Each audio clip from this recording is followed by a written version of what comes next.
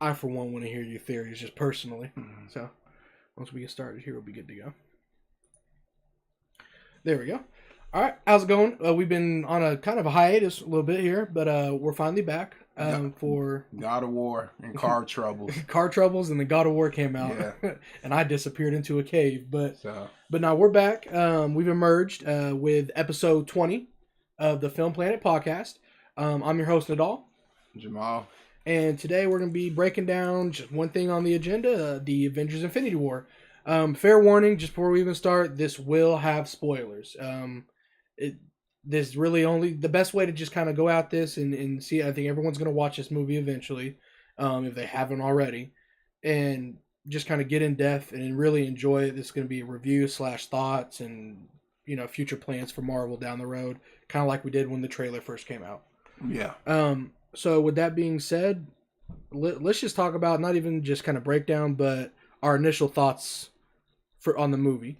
You take it away on that. A lot of people, because people know me, probably him the same way. They know us as in our friend. They know all three of us as the movie people now. So, like, when a big movie of this magnitude comes out, everybody asks my opinion. How was the movie? Where would you rank it? We always do ratings at the end of this podcast, but I'm going to tell y'all the truth. Like, I don't know if I can really rank it yet because it ties in, because it's obviously it's a two-parter without necessarily being a two-parter. Yeah. And it stands on its own. Yeah, it stands on its own. So I don't know to rank it, because if it's one of those movies where if the second one is not as good, I might not like the first one at first. Or if it's good as, even better, it might enhance the first movie. So so the point I'm going to make is, if you've been paying attention to the MCU, you can enjoy it as a casual fan that are paying to the MCU. But if you've been paying attention to the MCU, it's definitely an accumulation of all that. And it was a lot of payoff in this movie. Oh, yeah. So there's a lot of questions answered, a lot of new questions asked, which I think every movie's always going to do that. It's going to ask some questions and close out answered old ones. I'm the same way. We might put a entertainment value rating on it, not a movie review rating, because I think our review is just going to be more verbally, not a number. Like we said, we don't even put numbers that high on our scale to begin with. It's just kind of a fun thing we do. But nah, the movie, I mean, just kind of really talk about it. It kind of had you gripping your seat the whole time, because one of my biggest concerns was Thanos, and was he going to be this big bad dude? And from the very, very beginning of the movie, they delivered on that right away. And he never really felt like he was going to lose something. It felt like if Thanos was on the screen, he was coming out the victor. And really that played out from beginning to end. In every little aspect. He what I liked about Thanos as a character is he's the first villain, I'll say, since I always pronounce his name wrong, Ozymandias in The Watchmen, that really showed a range of emotions in a comic book movie. Mm-hmm. Like, Killmonger was channeled anger. Yeah. Just rage and inner rage and anger and pain. He channeled it. It was channeled. It was cunning. It was calculated. It was good. It was channeled anger. Yeah. With Thanos, you saw anger, anguish, pain, regret, love, hate, respect, sorrow, respect. You saw these range of emotions. He was such a compelling villain. People always say, well, where would he rank all-time comic book villains? To me, it's top 3. I was about to say top 3. Now, where I rank him top 3, I don't know yet. But that's a whole nother podcast. Yeah, he's top 3. But yeah, he was fun to watch because he was almost unpredictable too at times. It's like you knew once you kind of found out his ultimate motivation, and I texted you about this whenever because I didn't know too much about who Thanos was. I knew he was in love with death. They didn't go that direction, obviously. But that we know of, yeah. But his motivation was his world died. He offered a solution, a drastic solution, to kill off randomly, whether you're rich or poor, half the population to save his planet.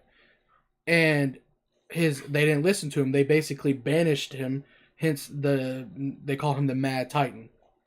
And from there, he basically put it upon himself to find these stones and correct the universe, because he saw a problem and he's like, well, the only way to fix it in my eyes is to eliminate half of you and correct everything on here. That to me, that motivation alone is probably, for a villain in any movie almost in a long time, is probably the most compelling I've seen. Since probably Osmia died. Yeah. He had the same motivation almost in The Watchmen when he blew up New York to keep World War III from happening. Or the nuclear apocalypse. Yeah, it's just too many times, especially, and I'm just, because this is a Marvel movie, we're going to talk about the Marvel characters specifically. The villains haven't had the motivation is there, but it's lackluster, and it's like it's not. The villains outside of Killmonger has been very, and Loki before Thanos, been every brush over, and even those two. Loki did show a range of emotion, but it didn't. That was towards Thor, though. That wasn't towards anybody else. It wasn't as dominant. Yeah. As Thanos's is. And like, it's just something else about him is he was intimidating, but he wasn't just brute force intimidating. Like when you see him in the trailers, he's this big. You just think he's gonna be beating up people. He psychologically teased the Avengers too. He did it to Gamora. Yeah, there was a whole. He did it actually to Star-Lord when he said Star-Lord. Yeah, yeah. He the way he attacked Gamora, whenever he was torturing Nebula, he was circling him, kind of like and stood behind Gamora and just kind of almost whispering in her ear things that he knew would trigger her, things he knew he could screw with her mind, and he emotionally beat Gamora down, because physically he didn't want to hurt her, because he truly did love her as a daughter, but technically what he did was worse. Yeah. So even though he loved her, he was trying to keep pain from himself. Exactly. Yeah. Yeah. So. It's, and I think you made a comment about this. We were talking about Scarlet Witch, because Scarlet Witch is very powerful. One of the ways that he would defeat Scarlet Witch would be to get into her mind, use that emotional aspect and stuff like that to get after her. But it's that character alone, like for me, and I told you, I've said it on the podcast, was the most important thing. If they can't nail that, it all falls apart. And what I like about it is how many comic book movies you've seen where the villain is the main character. That was tight. Yeah. He was clearly the main character. Oh yeah, everything was revolving around him. Now, if you want to say who was his co-stars, after that, I think Thor and Thor probably played the biggest. Thor and Tony probably played the biggest. And Strange, those three probably played the biggest role after him. But he was clearly the main character. Yeah. Another thing I noticed is whenever he actually came on screen, a lot of things would be happening, but this is a little tidbit that I noticed throughout the film. It's kind of small little details like that always kind of bring me into things.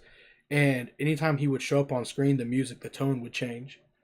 It'd be like, let's say the Guardians are talking and the music's a little bit more upbeat, and then he would show up on screen. It would kind of tone down and become a little bit more like I would describe the music as it would become thicker, because it brought you into like Thanos is here. Yeah. His presence is being felt in the theater through the music and the characters' emotions, everything. It's like you said, he was the main character. Everyone was reacting to what Thanos does. Yes. Which, like you said, is not even rare. That doesn't happen at all, really. Only other big name franchise where we know that the villain was the main character was what, Star Wars? With Anakin. Yeah. But even then he didn't come off in the original trilogy. He didn't come off as the main character. Luke did. You didn't realize he was the main character till you watched the prequels. Yeah. This movie, it was set in stone from the get that Thanos is the main character. Yeah. So let's talk about, because I think you and I really enjoy Thanos. Let's talk about just the movie in general. Like, as a comic fan and as someone, I can speak to this because I read comics, but I'm not that much into them. But from just being invested in the MCU, what did it feel to finally see these things happen on screen? For me personally, this movie, and I'm not one of these people who throw shade at DC. Let me explain this before y'all trip. I thought Batman versus Superman was going to be the most comic booky movie ever. I don't think that movie's nearly as bad as critics make it or fans make it. I don't think it nearly is. But I thought that was going to be the most comic booky movie ever because we saw Batman versus Superman introducing Wonder Woman. Yeah. That's a lot going on. So at the time when that movie came out, I was like, this is the most comic booky movie ever. And when I said it, it was very grounded. It was shockingly very grounded for better and for worse. But we're not reviewing that movie. This movie's the most comic booky movie ever. If you're a fan of comic books, I'm not saying casual fans won't enjoy it. But if you're a fan of comic books, the different worlds they went, all these different characters on the screen, that's what you would see in comic books. Characters that you never thought would interact with each other are interacting with each other, like Bucky with Rocket or Groot with Thor. It's just like Mantis and Iron Man. Yeah, it was, yes, like as a comic book fan, this is the most comic booky. Like my entertainment level is super high. Super high. Yeah, like I loved it. I loved it. It was a fun movie. Like, I mean, even down to the little comics I've read, even down to some of the dialogue in the movie very quippy. I'll use one that stands out for me was when Mantis said, what was it? Kick names and take ass. That right there to me was like, it's like they ripped that straight out of the book. He didn't deliver that good. I didn't on the movie. You have to watch it, but I mean, it's just the way she said it was very funny. And then the reaction to that phrase from Tony was it was I'm not going to do it because I can't act, but it was just spot on, that reaction. It was awesome. It's every little thing on there. Every little side, because there was small little side stories in there and character development that was built. Thor had an excellent side story. It's Thanos' story, but if you want to pick a second character, it's Thor. I was telling Nadal this. It seems like, is it me or Thor stands out so much more in the Avenger movies than his own movies? No, it's not just you. I agree with that statement. Like in the Avenger movies, he's always a top 2 character in my opinion. Like the first Avengers movie, I said, it was Tony and him. The second Avenger movie, I said, the top characters in my opinion was him and probably Steve Rogers or Hawkeye. In this movie, like he's the best Avenger in the movie. Yeah. This is not debatable. Like, I know other people might be like, no, I didn't say he was the coolest. I'm saying as far as character development, arc, humor, just the whole 9, he was the best Avenger in the movie. Yeah. It's just his little story arc within the movie alone was it was amazing. Like, I mean, he just like Thanos, you saw a range of emotions from him. You saw him anger, anguish, sorry, pain, humor. It was everything you get. Like, it's rare you see a movie of this genre deliver in that way with that many characters. Like, you're lucky you get the one, but to get 2 really was more than 2, but 2 that really stand out. It's rare that you get anything like that ever in a movie. It worked. It was hilarious. It was funny, but it was all the same time you felt was it gravitas? I guess you felt the gravitas of the situation for him. Everything had a sense of urgency for every little group of pocket characters in the movie. Because it kind of like a tree branch, everything kind of started to spread out, and you just saw a lot of characters, like you said, working together that normally wouldn't, and to have individual stories like that and that one stand out amongst all of them says a lot. Considering what he was doing at the time was just trying to find a weapon. Yeah, you know what I mean. He wasn't. Yes, he wanted to fight and kill Thanos, but he wants to find that weapon first. And the Guardians are the ones who are actually actively looking for Thanos. Yeah. So it was cool that seemingly not that important part of the story ended up standing out amongst what was there. Another thing was that let's talk about that. No, actually, what do you want to talk about? The CGI was really good. Yeah, it was. Best in a Marvel movie, hands down. That's also not debatable. I've always said this about Marvel. They're good at everything, but if they had two problems, sometimes they're lacking in the CGI department and the villains. Yeah, the villains are cardboard sometimes. They But addressed both. they address both in a major way. Yeah. I don't want to ruin the humor is great, like he said, but I don't want to ruin none of the humor. That when we say spoiler, we're talking more about the plot and where it goes, story development. But the humor, no, I don't want to ruin the humor because there's some laugh out loud, funny moments. So, yeah. But I will say this. What I liked about the movie, besides the stuff we said, was also this. Like, it's a lot to unravel. That's why our thoughts is kind of all over the place. Yeah, there's a lot to say. It's a 2-hour, 30-minute movie, and it unwrapped a lot. What I liked about it is one of my favorite scenes was Thanos and Tony, basically the two staples of this franchise. They were talking to each other. And that scene was so genius. Like he basically, stabbed Tony. Spoiler alert, he didn't kill him. But he stabbed Tony, sat him down, and he kind of was kind of talking to him like, I respect you and, I respect you. He said it was a respect level between those two characters. Mm-hmm. And if you think about it, they have been the two staples. All the destruction caused in these movies, was ultimately based on Tony and Thanos. Mm-hmm. Civil War, they were split up because of Tony. Yeah, Steve played a part too, but it was mainly because of Tony. Tony definitely approached it in not the greatest of ways. Yes.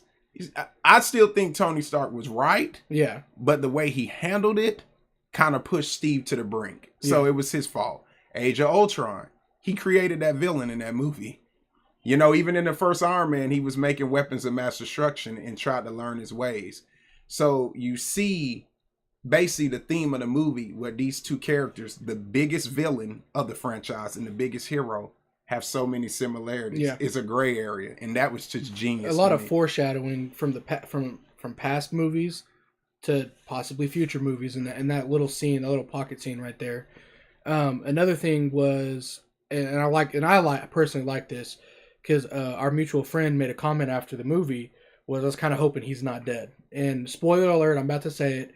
Loki dies very early on in this movie, and to me, Thanos is the one who kills him. For me, that was symbolic to me. That arguably, probably the best villain in the MCU was killed off by the man that's been built up for the last 10 plus years. And to me, that was the end of an era. There was the end of an, like it symbolized a lot. Like, hey, this phase is done now. It's over. We've killed him off. People, and I've even comments saying I want him to come back. I'm like, no, they can't. Yeah, they got to tie the bow on that. I heard people saying ship it out. I know a lot of people saying they wanted Gamora back, which I predicted years, like what, 2 years ago? You probably the first Guardians, year and a half, almost the first Guardian. Yeah, I said that Thanos gonna kill Gamora. Yeah. And it's just like if you bring her back, it takes away from the magnitude of what he did. That's what I'm saying. Like if you bring back Loki, it's kind of like the guy who cried, the boy who cried wolf. People love you gotta stop doing it. You gotta stop doing it. People love happy endings too. It's you need that like the death of Loki is so symbolic for Thor's character development, for really even the Avengers character development, because that's really been that's been their main villain for so many years. That's the guy that their main villain, I've always looked at their main villain as themselves, but yes, he was their biggest threat from a direct looking standpoint. Yeah. It was, that to me was symbolic that the big bag villain of the MCU killed off the best villain of the MCU. To me, that was that was done on purpose. I don't think that was an Another accident. symbolism is what Kevin Feige's trying to tell people, and through storytelling is, we're not gonna relish in the past. Yeah, it's got to move on. We're moving forward with these stories. A lot of these deaths were they were quick. They weren't built up. They just happened. Well, they were actually, Gamora's death is actually built up if you pay attention. Well, that was built up for a James Gunn was genius on that. But you see what I'm saying. But a lot of them were very quick to happen. It wasn't Heimdall, yeah. It wasn't lingering on it. Like, oh, you saw it coming 30 seconds before it happened. It just happened. Even Loki's death, right before it happened, you were kind of like, something's gonna happen. Then he'll get out of it, But it wasn't the case, man. But that is just another tribute to Thanos. He's not a monologue villain. He's not going to talk about. He's not going to blabber on. He's just going to do it and then blabber. Yeah, he's action. He will talk after he's committed what he was supposed to. Whenever he Marshawn Lynch. He about that action, boss. Like whenever he first stabbed Tony, he was fighting Tony, boom, boom, and they stabbed him and then talked to him. In movies past, they were talking while they're fighting, and then he end up nothing happens. So that was just I think it's pretty easy to pick up on. Most people, it'll kind of go over their heads there, as they won't realize, because no one's used to it. Because we're used to we live in a society of fan service. Yeah. Like, I told Nadal and our friend Regina this before, a mutual friend. I said, we saw a movie a while back called Interstellar. Mm-hmm. And been 4 years now? 5? Woo! Been a minute. God, it has. Yeah, but we saw Interstellar. And my thing about Interstellar, you could tell they wanted to go a direction where he sacrificed himself to save the universe. Mm-hmm. No, that's your happy ending. He sacrificed everything for the greater good of humanity. And they kind of pulled the trigger and teased, it might be a way he could still go back to his old life. It killed the gravitas of the movie. It was still an excellent movie. But to me, it could have been Nolan's best. It could have been up there with Dark Knight and Inception. And to me, it hurt it a little bit because it's a little of check that. mark that you lose that you really need. So in the next Avengers movie, I hope they don't do that. Which I don't think the tone from this one does not. The tone from this one alone shows you that the tone is just staying the same. Yeah. It's not going to be changing. And it really shouldn't. The tone is for this next movie. The Russos already said the other one might be longer and it might be more emotional, even more emotional. So, well, yeah. Plus, yikes, more emotional. Which is, it's at the same time it sucks, but it's awesome at this. It's making you. They are delivering a range of emotions to the audience member alone. Like you hate, love, think it's cool. Everything, like you're loving everything, but you're also hating everything at the same time, which is good. That's good storytelling. That you're that invested in it that a death pisses you off, a love story arc comes together finally, stuff like that. Like people love that, and for them to deliver that in this kind of movie with this many moving parts, I think that's bravo. That round of applause for what they did. For it's not on the caliber of the Return of the King, but even to get in that range, the balancing act, even to get in that range of that movie is great. Yeah, the Russo brothers, really, even just down to it might have been, even though they didn't execute it as well as that many characters as well as Return of the King, and that's not a dance. Please. But even just to be in that range, and they might have had a little more challenging because outside of Elijah Wood, weren't none of them people as stars at the time. None of them. They had to deal with movie stars and egos at the time. Most of the people there were famous stage actors. Yeah. So that might even be more. So applaud the Russo brothers. Yeah, for a round of applause for them on that one. I think it's obvious we both very much enjoyed that movie. We loved it. It was a very good movie. We're probably gonna be talking about it more. We always joke around, say we gonna see it again. This one I'm definitely gonna see it again because it's a lot to unwrap, man. It really is. It's something you want to go back and watch it again. We'll probably be a little bit more in depth with it next week. Just kind of break it down more because I think right now we just saw it yesterday, And 24 hours honestly isn't enough to kind of process it in your head. And then I will say this: in the ending, he succeeds. Yeah. He wipes out half of the universe, and Nadal wanted me to address a theory. So here's a theory I had. Yeah. So here's a theory I've been having for years, like since 2000, since Age of Ultron, which was what 2015. Yeah, I think you probably had it before that. I think it was Age of Ultron. Yeah. The reason that I think that's why it's important to pay attention to all these movies, even if you're not into them, if you really want to grasp the story and not just on the entertainment level. Well, in Ant-Man, they introduced the quantum realm, and then they have more of it in Doctor Strange. What is so interesting about the quantum realm is it exists beyond time and space. It's kind of like exists beyond, it's like he's shrunk down to the point of an atom. So he's smaller than an atom. Smaller than an atom. So he exists beyond time and space, and that's where he saw Janet, the original Wasp. And to me, that is the key to kind of reverting things back the best you can. Because the old saying in time travel and science fiction movies, fantasy movies, once you do something to fix the past, even when you go back in the future, it's never the same. The butterfly effect. It's never going to be the same. Yeah. So even if they want to go back and fix it as best as possible, I think Ant-Man would be the key to that. And that's why we didn't see him in this movie. Yeah. And we didn't see Hawkeye either, but I think he's going to kind of be reinforcements for the Avengers into finding into finding a solution. Yeah. So I think they're going to revert back in time. But here's the thing. This is where I think it's going to change the MCU forever. I think at that point, everything's going to be turned on its head. I think certain characters that are good guys, I'm not talking about main characters, but I'm talking about certain characters that's good guys might become villains. Like in the comics, Nakia from Black Panther's love interest, she's a villain in the comics. She actually is a villain. She's a heroine in this, clearly. I'm almost thinking maybe if they do the time flip, they might make her become a villain. Yeah. Or bring back Claw. Or I even thought about, to me they even teased World War Hulk, because Thanos kind of beat the hell out of the Hulk. He did. And the Hulk was scared to come out. So I think it's going to be a case of where Hulk kind of finds out Thanos is dead.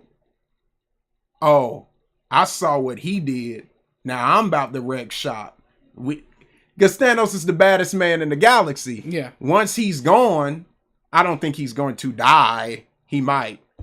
Nebula would probably kill him. But once he's gone, somebody has to take that place. Yeah. And I feel like that Hulk might, okay, I'm going to conquer. Well, they even kind of tease it in Ragnarok, because they show a more intelligent Hulk in Ragnarok. And he's clearly gotten smarter between the time of Ragnarok and the events of these movies, where he's, like they even hinted that Bruce and the Hulk talk to each other in the head. Yeah, like they have conversations inside. You could hear him. At first, they kind of tease like, is he just saying, "Come on, Hulk, come out," like as a plate, like just come out and play. But in reality, he's actually talking to the Hulk inside of him, like, "Hey, we need you right now. Hurry up." And you hear the Hulk respond with, "No, it's not happening." And I'm sure the Hulk understood the situation, because he feels the same emotions as Bruce. So that actually makes a lot of sense that they would do something like that. They've obviously wrote it somehow, teased it a little bit in Ragnarok, that the Hulk is getting smarter. Right. And then what's cool about the next Avengers, we'll get to see some of the Avengers are cease to exist, because that's what Thanos did. Yeah. He didn't kill them, but he ceased them to exist. Yeah. So what I'm interested to see, I was telling Nadal this, Wakanda, Black Panther was one of the ones ceased to exist. Yeah. Who rules Wakanda now? That power struggle alone, yeah. Shuri, M'Baku, so... Yeah. It's like, does Shuri rule, but she's so young, she doesn't know what she's doing, but she has I can never say her name. Okoye with her as that guiding hand. It's that alone is an interesting. It's a lot. I'm telling y'all, man. We're trying to summarize the movie because it is so much happening. Unwrap. Yeah. You know what? We might do a 2-parter to this. Yeah, I think it's a slow movie week.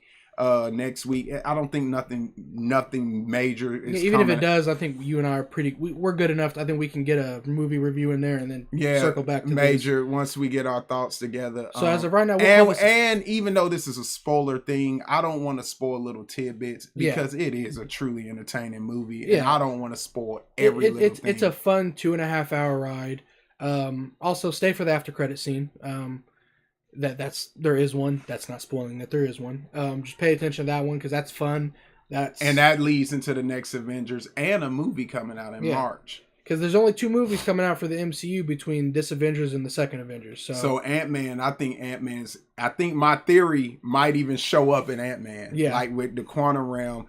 Because Scott, this is obviously happening after Civil War, but before Infinity War. Yeah. It's kind of like a mini prequel. Mm-hmm. So I'm almost interested. Does it tie directly into Infinity War and Scott has to come to the rescue? Because Scott and Wasp, I mean, they can shrink. So they that's what I'm telling everybody. I think Wasp and Ant-Man are going to play a huge role in the next Avengers movie. Everything else is speculation. I'm almost 99% sure they'll be almost like main characters in the next Avengers movie. Oh yeah. Outside of the main Avengers crew because they're all left. They're all gonna get their. Because they're saying bye-bye. Yeah, this is their bye-bye movie. This one, the second one. But anyways, that was this week's podcast. We went on a little bit longer than normal, but I think we kind of had to. For now, go ahead and call this a part 1 to the Avengers review. Yeah, it's more to I think this. we'll definitely circle back to it next week. Like I said, we didn't see any good way to not talk about it without spoiling some things. But there's certain things that we'll give it until next week. Yeah, kind of like a self-imposed embargo on ourselves. Yeah, we're embargoing ourselves because there's a lot of things we want to just spoil. There's a lot to unpack and just fanboy over and enjoy and have fun with it. But that was this week's podcast. We'll be back next week with episode 21. I'm Nadal. Jammal. And we'll see you guys next week. Peace.